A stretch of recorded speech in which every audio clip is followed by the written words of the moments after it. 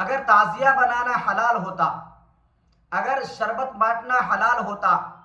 اگر آگ پر چلنا حلال ہوتا، اگر کھچڑا پکانا حلال ہوتا، اور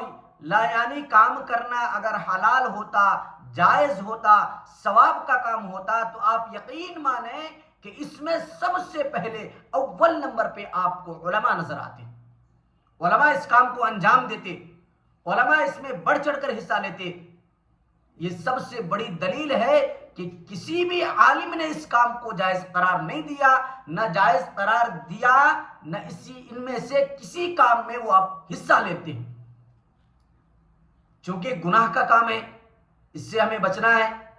آج لوگ جو ہے دین پر کم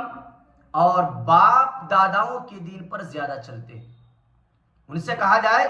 کہ بھائی یہ کام غلط ہے، یہ گناہ ہے، اس سے اللہ ناراض ہوتا ہے، تو وہ بڑے دھڑلے سے کہتے ہیں کہ ہمارے آباء و اجداد کرتے آ رہے ہیں،